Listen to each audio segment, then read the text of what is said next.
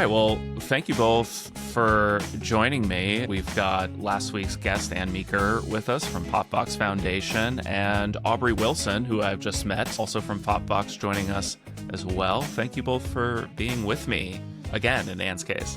Thank you. Clearly, you've invited the vampire in. I'm not leaving now. I'm just going to show up all the time.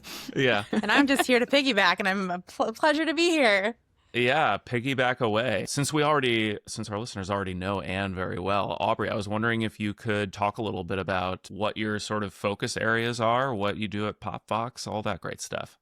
Yeah, of course, Charlie. So my name's Aubrey. I'm our Director of Government Innovation and Global Initiatives at POPVOX Foundation. I've actually been at POPVOX for about 3 years, and it's been a wild 3 years. My career started on Capitol Hill. I was a House staffer. I started out as a junior legislative correspondent for a member's freshman team, spent about 3 years doing policy work, and then jumped off the Hill to think tank world. I got really involved and interested in kind of government reform. I think my experience as a staffer made me really interested in the life of a staffer on the Hill, how the Hill could operate better internally.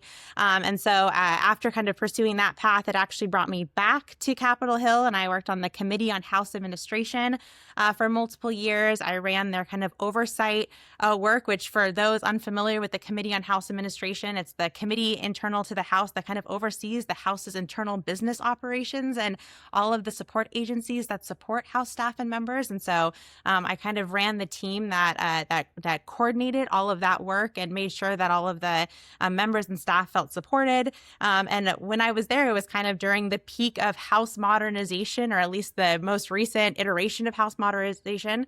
And so I played a big role in kind of trying to implement a lot of the modernization recommendations that members had come up with over kind of previous conversations. And there was a select committee on the modernization of Congress, and there's a lot there. And then toward my end on the Hill, it was right when artificial intelligence was becoming a thing.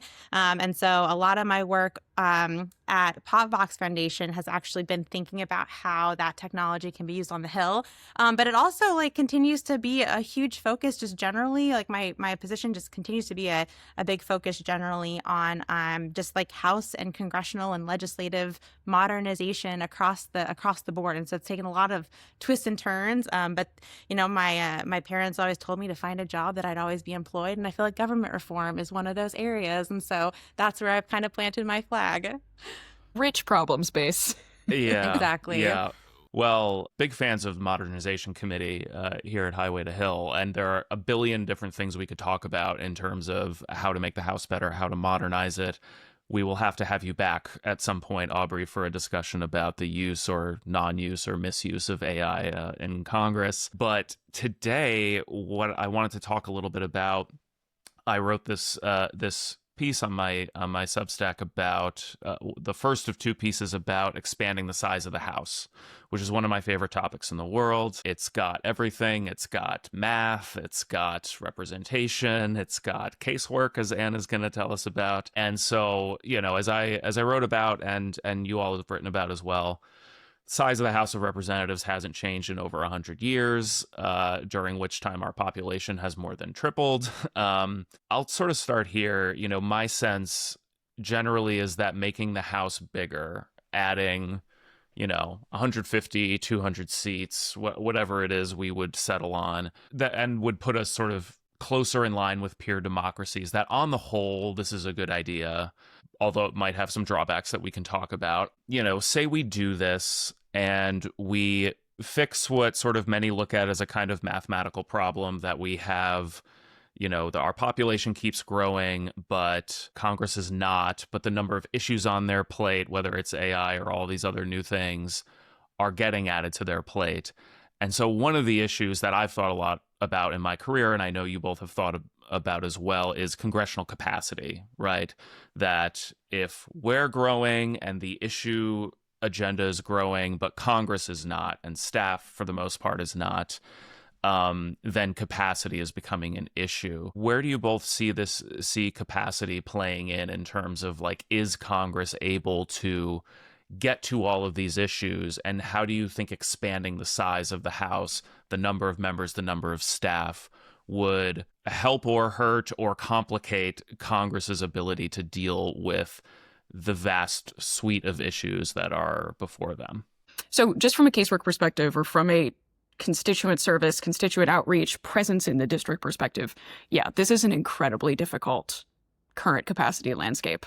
So looking at current numbers that individual members published in their end of year wrap-ups on how many cases they closed, how many cases they worked, the money they brought back for constituents, like we're seeing, these offices are really operating at capacity, but the range of the percentage of their constituents that they touched through casework is something like 0.03% of that district up to 0.3% of that district. Like, that is just a math problem. If you have 4 constituent services reps and you have, 780,000 constituents, there is just no way that you can do any kind of proactive, like sustained proactive outreach to make sure that people know who you are and the services that you provide. Like the amount of money that's available on the official side to talk to your constituents, again, that math problem of 1 rep, 17 staff to 800,000 constituents is tough. And it's also totally overshadowed by the hugely disproportionate amount of money available on the campaign side.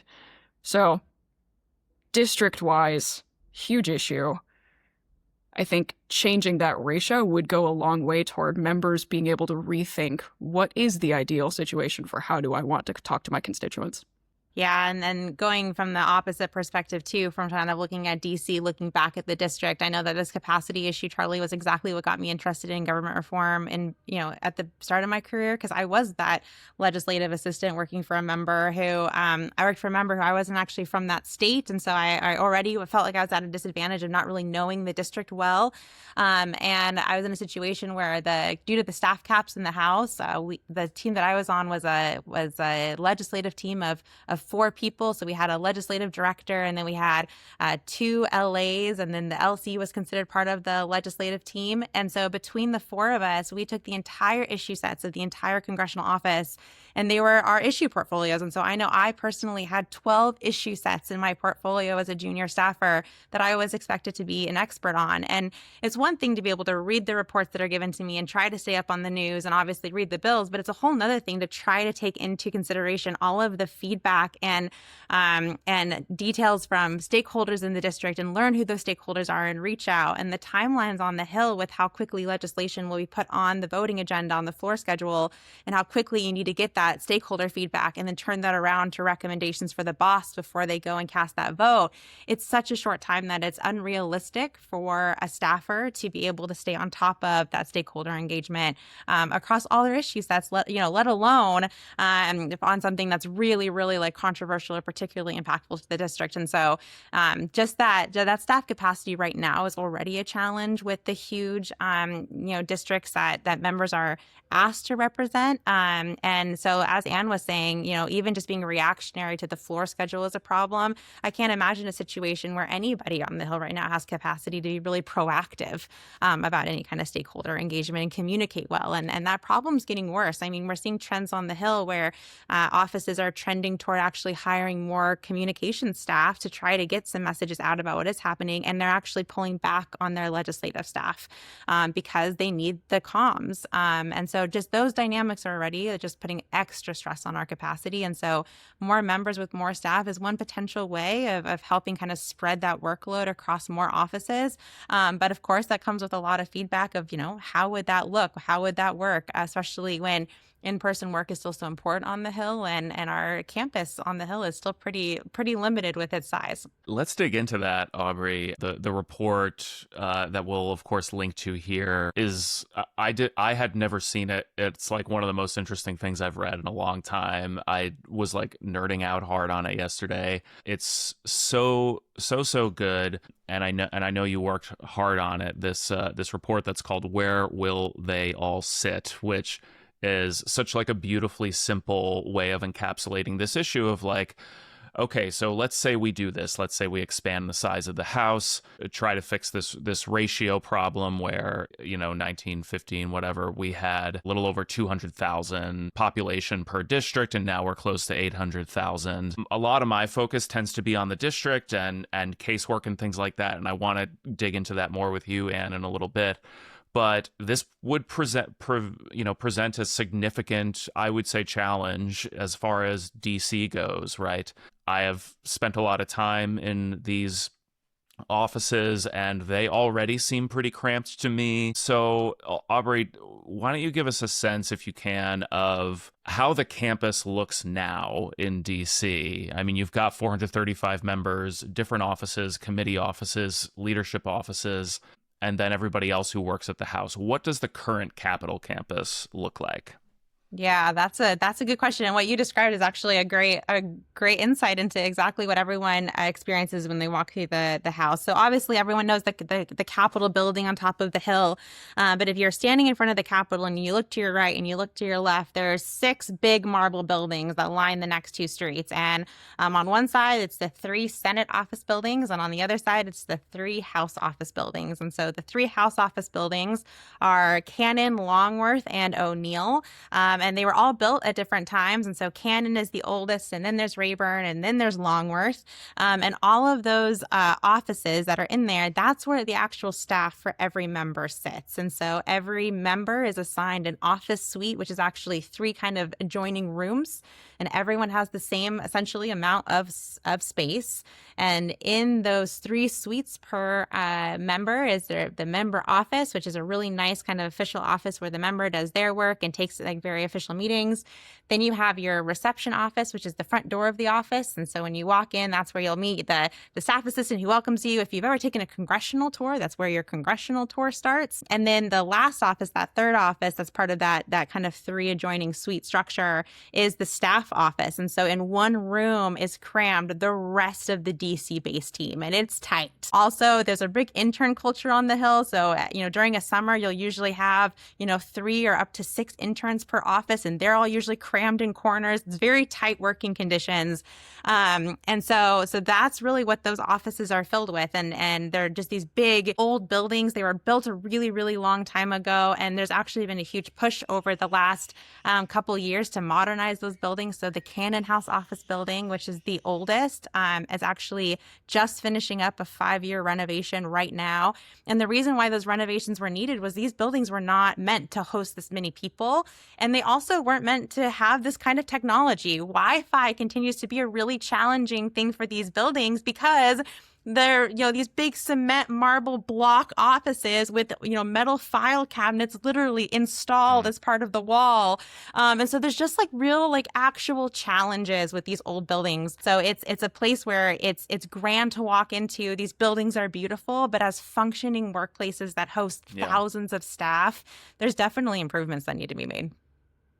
Well, and it's such an interesting point that like you've sort of got 2 different things here, right? You've got, even if we don't change anything about the size of the house, probably still a lot of changes in an ideal world that we might think about making as far as, technological upgrades, workspace upgrades. Like we would love to have this sort of, beautiful modern spaces for our members and our staffs and their staffs to work. But then if you expand the size of the house even more, then I could imagine either an argument against it or at least the complication that comes with it is like you're compounding these problems of these workspace problems. And so if we did decide to go that route, what are a few key things that we might want to change about how the current campus looks? I would imagine one of them is if we're expanding the size of the house, we should probably also expand the size of the campus.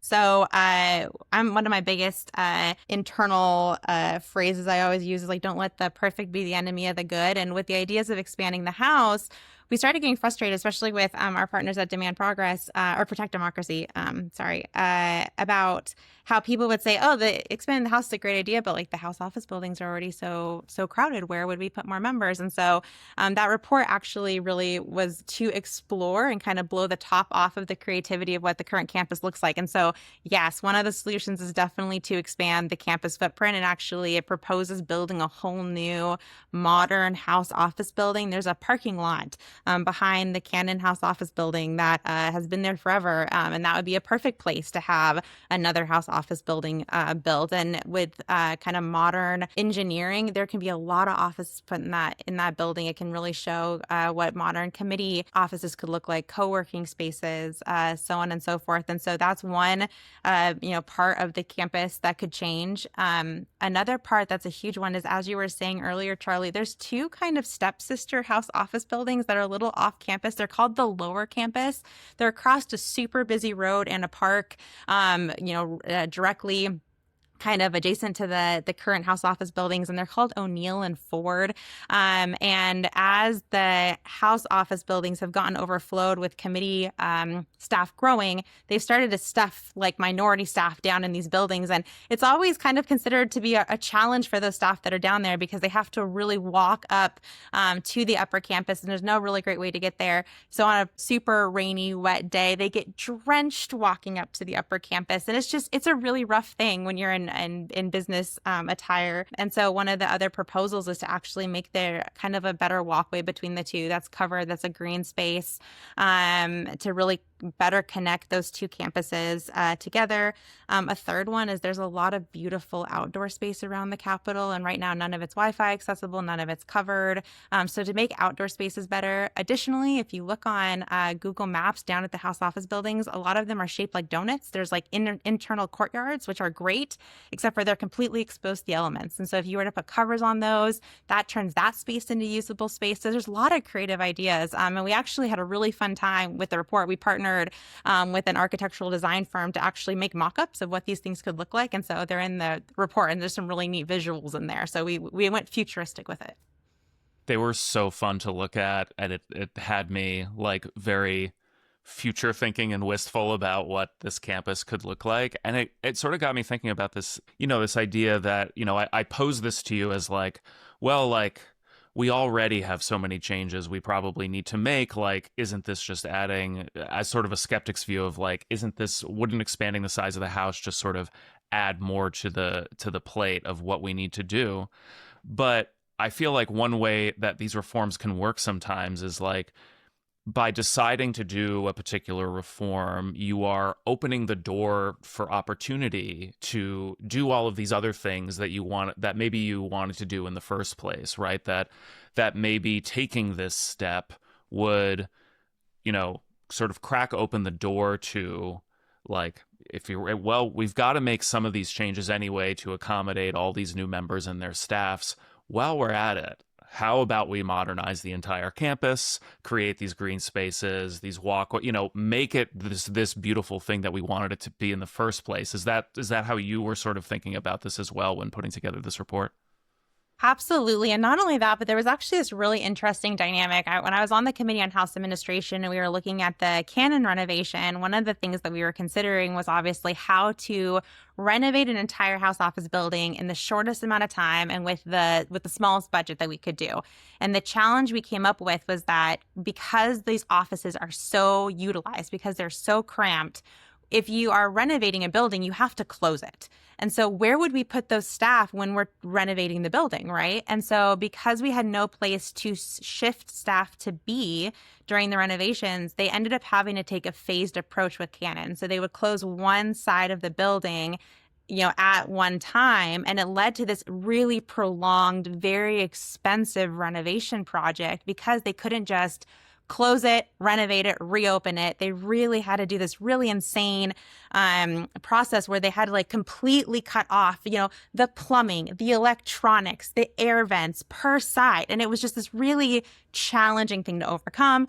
And we were looking at the budget of what it would have actually taken to just like build a whole new building first, switch the staff completely over, and then close Cannon and then renovate it. And I think at the end of the day, like, it would have come out to be pretty equal budgets, and you would have also ended up with a whole new building because of it. And so it's those kinds of things where, to your point, Charlie, like, it opens up the door of like some creative solutions. When you look at how much these construction projects cost, why are you just giving a facelift to an existing building that's not working for what it needs to be doing when you can rethink what that building should look like or what the campus should look like more wholly? And it's already so challenging for Congress to appropriate money to give itself new things.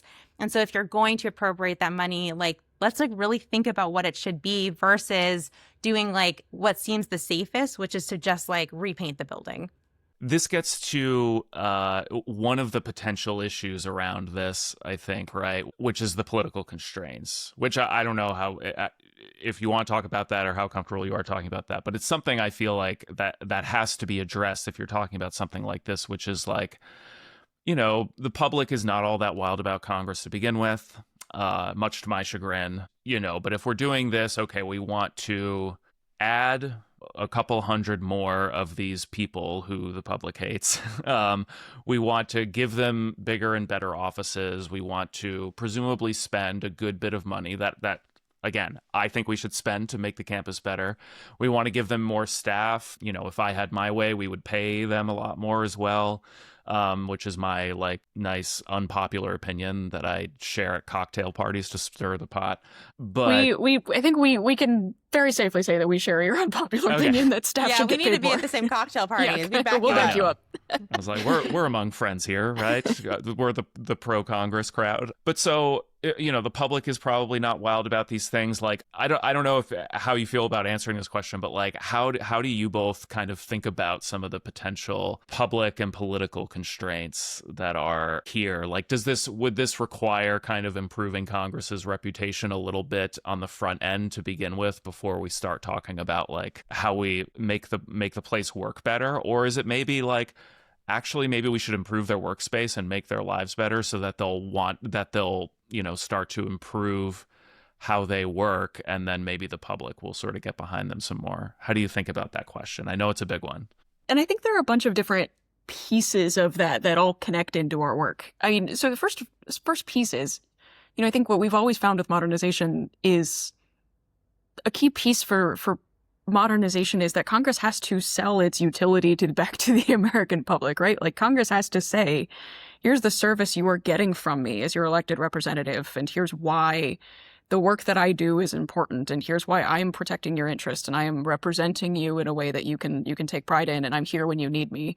Congress has not traditionally done a great job of doing that, and that does come back, I think, to the capacity constraints that we were talking about when we got set up here. Is it just does not have the budget, it doesn't have the people, it doesn't have the wherewithal to be kind of out in the community talking about, hey, here's how I want you constituents to play a role in my decision making. Here's what I'm doing, and let me explain it to you in a way that makes sense. There is some really interesting research that's come out of the team at Ohio State's Institute for Democratic Engagement and Accountability recently, where they actually did pull together they do deliberative town halls where they, do a representative sample, and they get people together with like nonpartisan pre-reads, and a member of Congress joins, and it's run by a nonpartisan civil society moderator, and it's this whole model. But they actually ran one of their deliberative town halls with a national sample talking about congressional modernization, and in that deliberative setting where the members had the opportunity to explain, here's what I do, and here are our capacity constraints, so here's what we're thinking about for investing in ourselves. Like, there was a lot more public support than the researchers expected and hypothesized that there would be. So I think there is an opportunity to move that public needle on why it's important to invest in Congress.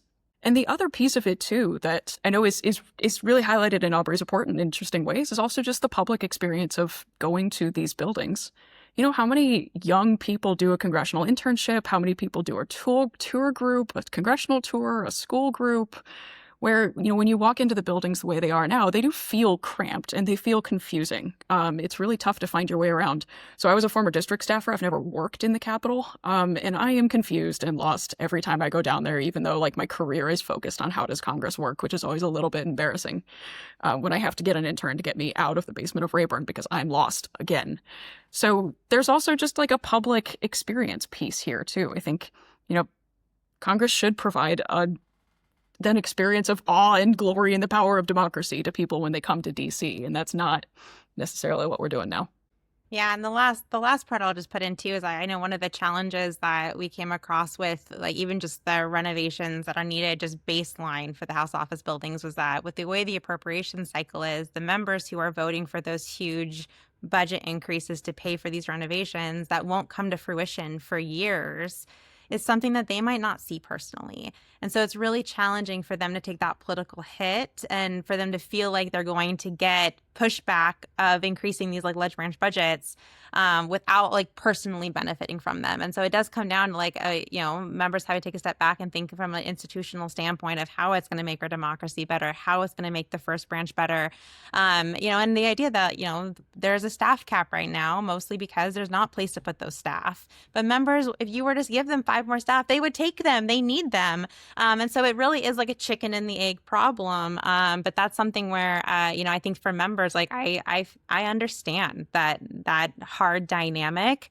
But it is where, it is so needed. And the only people who can make that choice to make it happen are those members voting for the ledge branch approach increases to pay for these changes. Yeah, it's a very tricky problem, but it's sort of like it's the fight I'm fighting whenever I'm talking with folks who are not as sort of enmeshed in this space as we are and more predisposed. Like, I can hardly blame any regular person for like not having a positive opinion of Congress when like the things that they are seeing are all the ways it's not working and the gridlock and the fighting and all of that stuff. And so thinking like, why the hell should we give them more of our taxpayer money to do this and that? And it's but it's talking about it in a way of like the way you would talk about any other workplace or your own workplace, which is you need it to be a functional space. You need people to get paid living wages, and you need people to like, that's the way you're going to get a workplace that actually accomplishes something. And the one more element, Aubrey, that I want to talk about from your report is one thing people really seem to hate about Congress is people not being able to work together and cross party lines and have like inter-office relationships and like develop these relationships. And of course, one way you can do that is in sort of co-working spaces, places where staff can go and work together.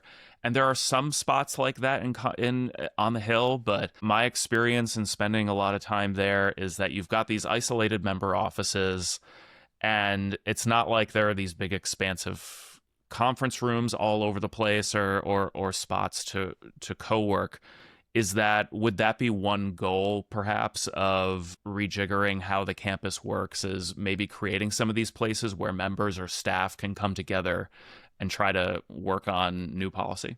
Yeah, absolutely. And actually, the members themselves have made recommendations to that point. Like, everyone on the Hill, I think, sees the need for those spaces. So, there was the Select Committee on the Modernization of Congress a couple Congresses ago. And one of the recommendations that the members made, the bipartisan recommendations that the members made, was to actually have there be more co-working spaces across the Hill. And that recommendation has actually somewhat come to fruition. Starting in 2024, there's been these little pocket offices and spaces like at the end of a hallway that they put some couches and they put some plants and they said, okay, staff can gather here and like talk to each other.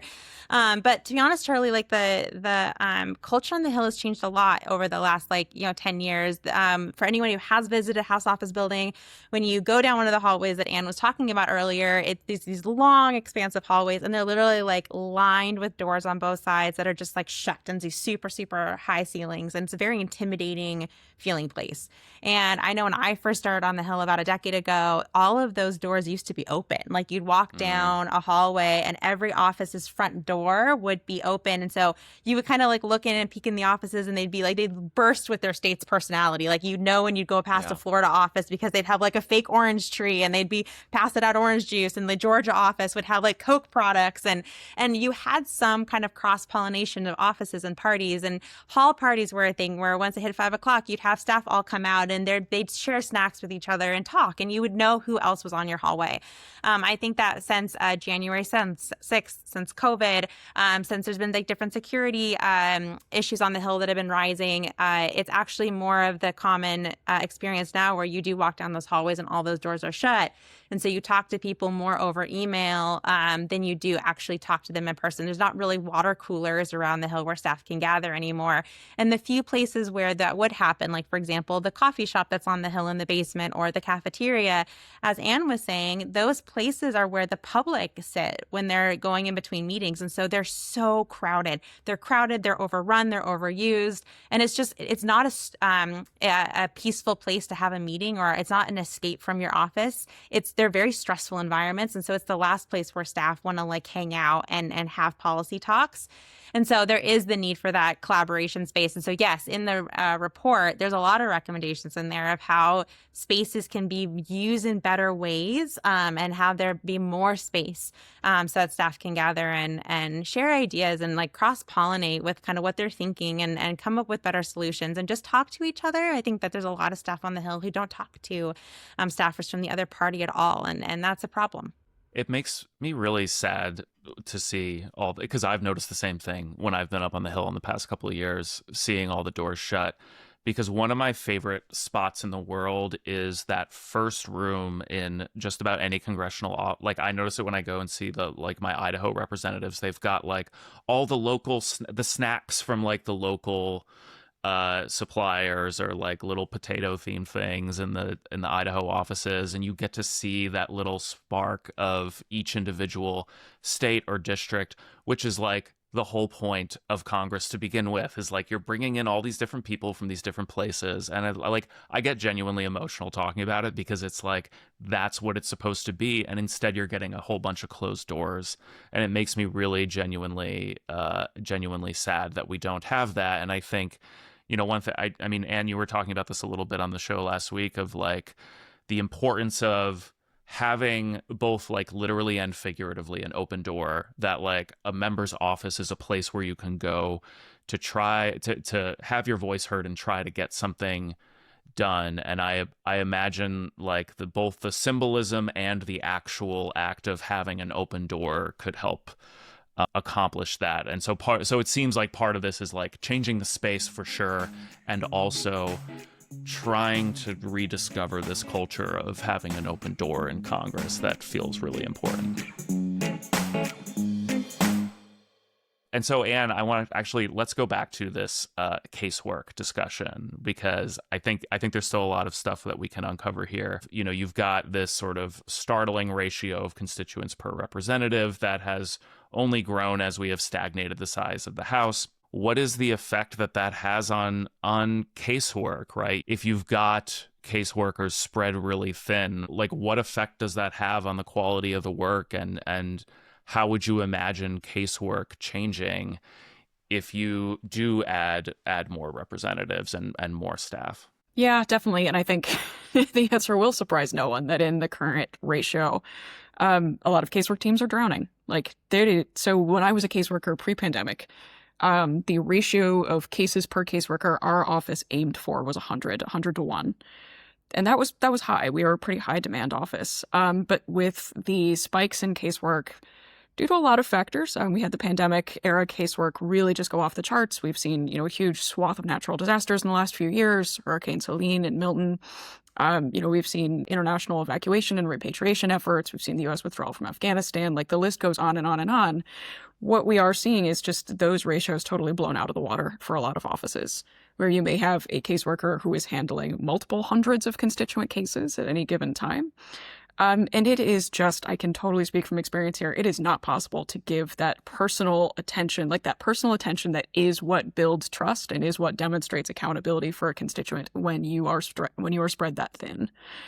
The other thing, too, the really important part is that, I alluded to this earlier, but if your caseworkers are totally frazzled handling these giant caseloads, and if your outreach folks, if your district is just geographically big enough that they're spending all their time in their cars going between events, between communities, like that really, really limits your office's ability to do proactive outreach. And again, there's some, there's some interesting kind of first pass studies starting to happen of what is the latent demand for constituent services? What is the latent demand of ways that constituents would like to participate with their members and talk to their members if the member is the first mover, if the member is the first one to reach out? That there was a state level study comparing similar districts, similar points in the year, how many casework requests a state member got just like reactively coming over the transom from constituents who spontaneously reached out versus if that state rep had the volunteers to call every registered voter in their district. And it was like a 2,000% increase in the number of people who would like services and would like support from that member.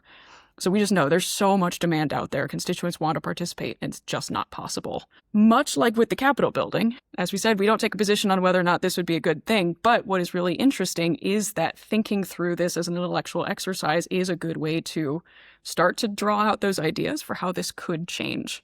So in the paper that I worked on with Lee Drutman on how would constituent services work in a multi-member district, we outlined four models that we think this could take. And just the key part of all of them, none of them is dependent on us shifting to a multi-member district or us dramatically increasing the size of the House. But we think it's a lot more likely that the House would be interested in and willing to invest in like that huge scale reimagining of how do we do constituent services if we are already in a huge scale reimagining of the size of the House and what does representation look like.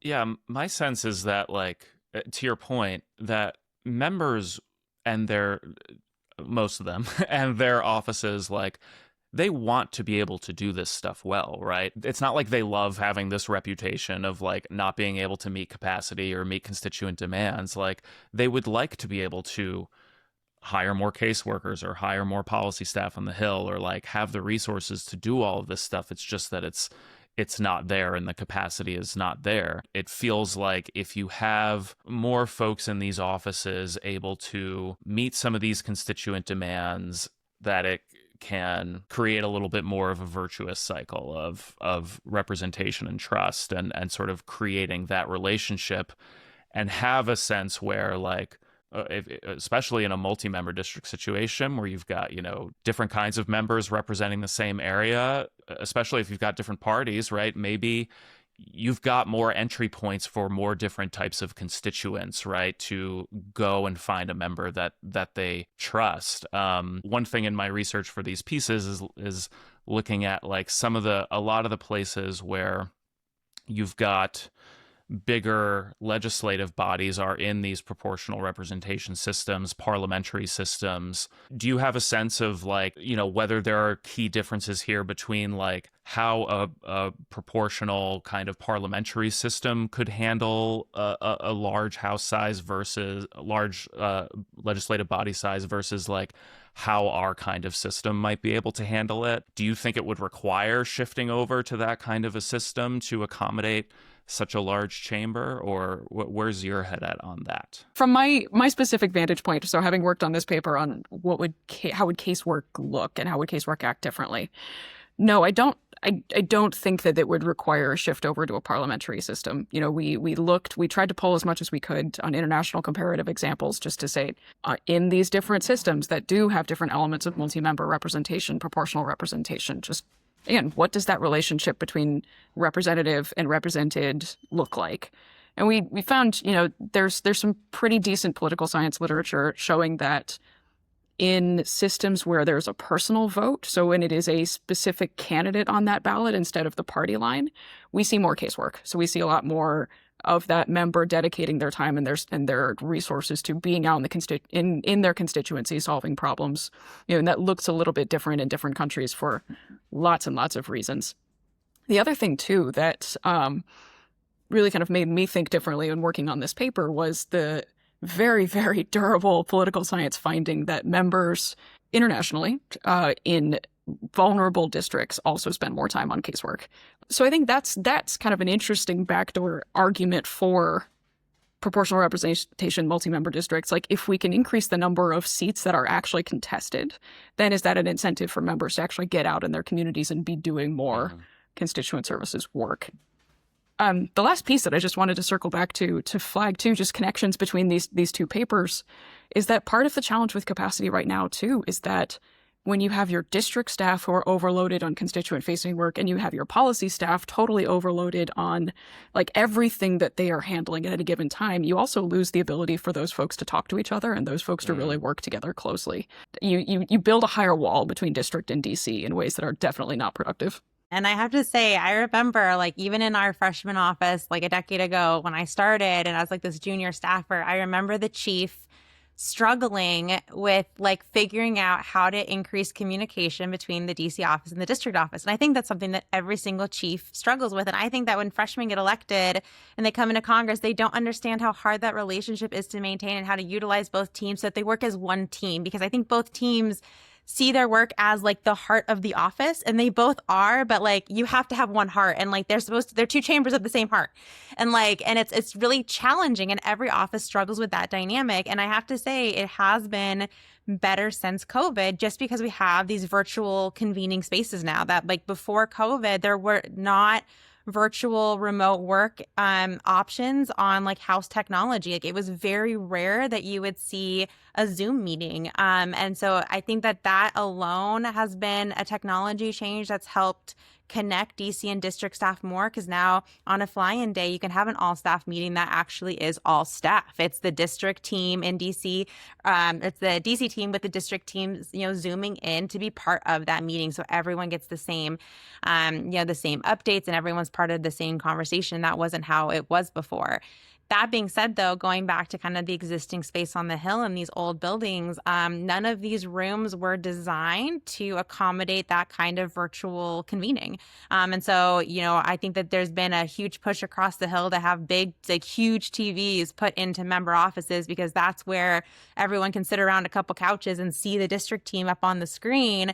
And so, but like, I'm not going to lie, where that webcam is on the top of that huge TV way up on the wall is a really awkward angle for everybody. And like, there's struggles still.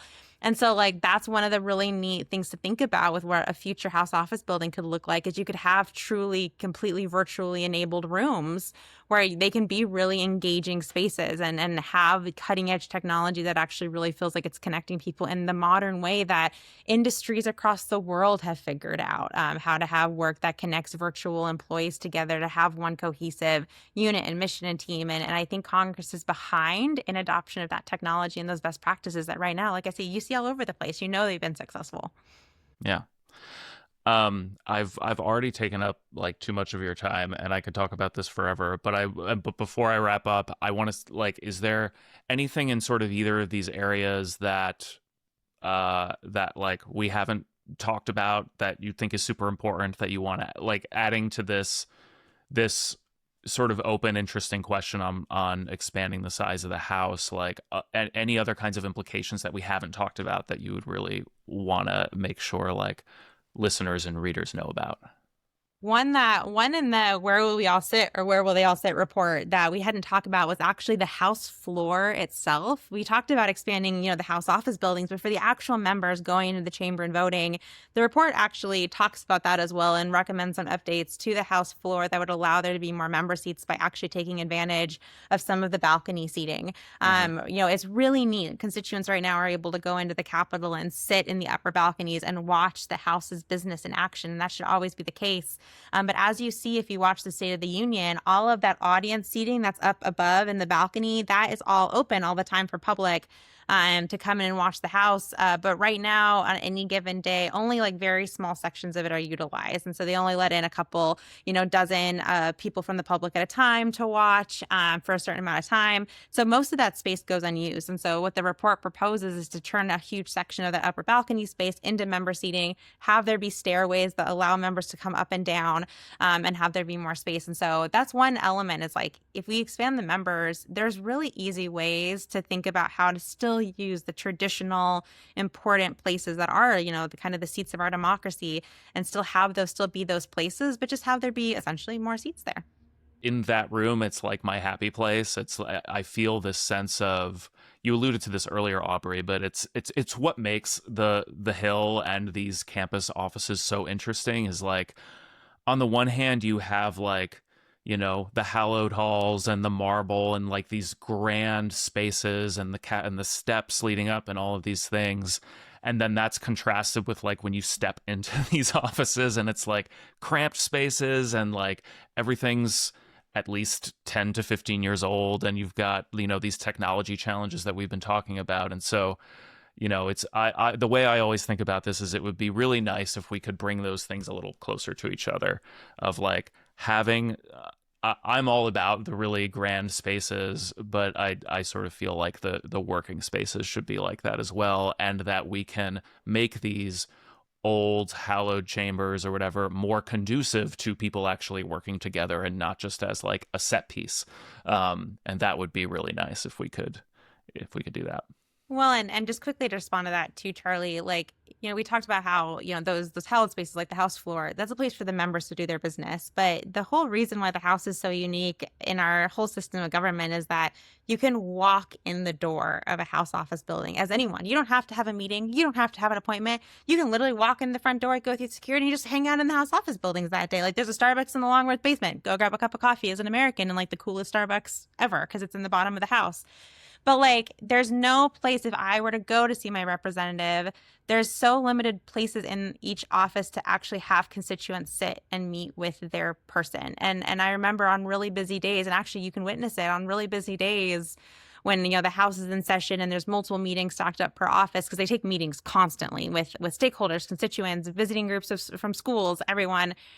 Most offices have to take standing meetings out in the hallway because the one small conference room that's in that first entryway meeting area, it's already taken with another meeting for another staffer. And so the fact that even as just as a constituent, there's not a place promised that you can come and sit and engage with the staff who are representing you, who are working for the member representing you, that's sad. And I think, like you said, there's these amazing offices that you walk into that have so much state personality, and it should be a state convening place for people when they come visit to have a home there, and they should feel at home there because it's their government. And so that is a part that right now, that's not how it is. It is cramped and there's no space, and you shouldn't have to stand out in the hall to have your voice be heard just because there's not a seat for you inside the door. Absolutely. Absolutely. One other dynamic here is, threading a line from the shared space idea in the Capitol complex.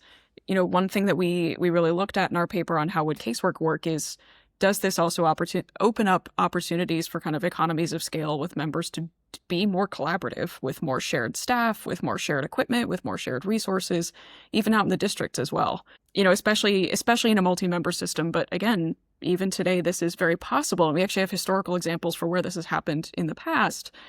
It is totally within the bounds of imagination to see members saying, well, we all represent the same constituents, so why don't we have a shared casework team so that we can really develop individualized expertise? We can have folks specialize more. And again, like, what if we all went halvesies on a casework van so that we could all invest in the ability to actually go out into our districts and talk to people? So that's also something where I think, as we keep coming back to here, like the imaginative exercise of how would the House work differently if it was much bigger, like really leads us into questioning some of the paradigms that structure how the House works today, where individual member has individual staff, individual resources, individual equipment, in ways that I think are really interesting. And also, maybe to your earlier point, get at how do we sell this to the American public as an investment? This doesn't need to be a one-to-one. We have additional staff, so we're paying for additional staff, and this is all additive. It could be, how do we have new, to Aubrey's point about Zoom, we have new technology, we have new ways of working. What's possible here? How could we expand the House and also find new opportunities for efficiency, collaboration, making sure that is a smart investment for the American people? Well, this has been such a great conversation. As always, I could go for another 3 hours, but I want to thank you both, not just for joining me, but for authoring these reports and doing this amazing work that, again, if I'm not sure sort of even really where I am on expanding the House. I think it's a really complicated question, but I think we can all agree that like these are important questions to ask that can get us thinking about like how we can make Congress better, how we can make it work better, sort of regardless of what we do with these questions. And like we were saying earlier, I feel like it's a great opportunity to like think imaginatively and outside the box about like how we can do some of these things and whether they can work. And so that, if years down the road, we do get to maybe a better public thinking with Congress and into a better space, and where we're ready to make some of these reforms, thanks to these reports, like we'll be ready to go because you guys have already thought about it. So thank you for doing that, and thank you for hanging out with me. Well, and I just want to put a huge shout out to the partners that we would worked on these reports with at Protect Democracy. They've done so much thinking about both of these topics. And truly, for people who are interested in reading more, I highly recommend looking at the incredible people over at Protect Democracy, because they were they truly were so much of the brains behind these, and really helped make them come to life too. And so I highly, like I said, highly recommend getting to know them too. Well, we will link to them and link to both of these reports. Thank you both again for being with me. Charlie, thank you so much. This was so much fun.